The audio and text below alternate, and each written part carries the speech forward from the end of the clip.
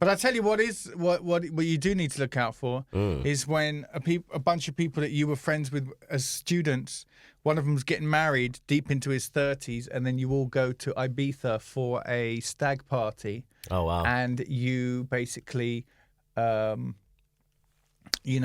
consume the way that you did when you used to know each other 15 years ago.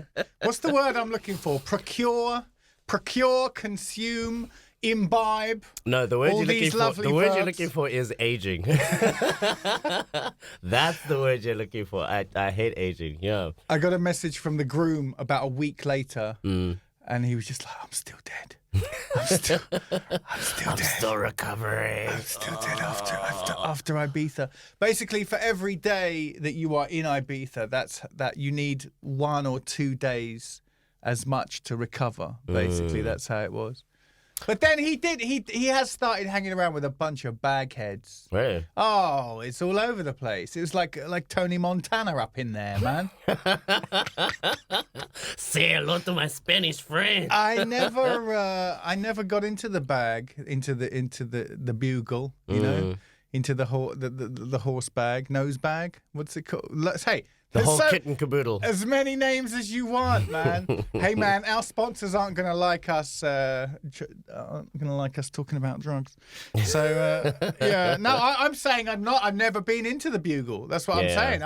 I don't understand it. I don't think 90-something% of people do not need a drug, which makes them A, more confident than they were before, and 2, talk more than they did before, and 3, take themselves more seriously than they were before.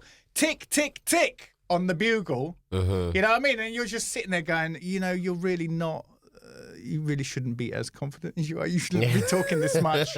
And you really, definitely shouldn't be taking yourself this seriously. Yeah. That's my widest summary of people on the nose bag, basically. And you know what I'm saying is true, by the way. You know what I'm saying is true, all of you.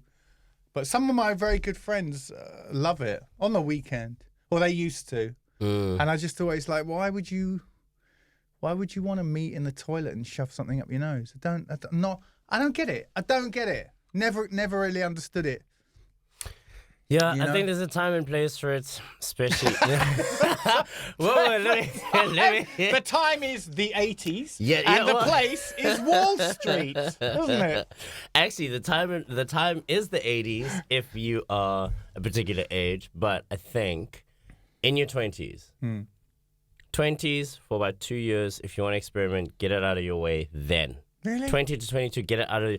You cannot be a 35-year-old who's starting a family who only then starts to experiment, because I know people who start doing that, and that's problematic. Oh, my God. So if you want to experiment when your hangovers only last 2 hours, not when they last 3 weeks. Yeah. You know what I mean? That's the worst time to try something new. Plus, the worst thing about starting anything, drugs are bad in general. No one should do them. But if you are going to experiment with anything, don't start experimenting when you actually have the disposable income to do it every single day. That's the problem. When you're in our 30s, you can afford to do it all the time.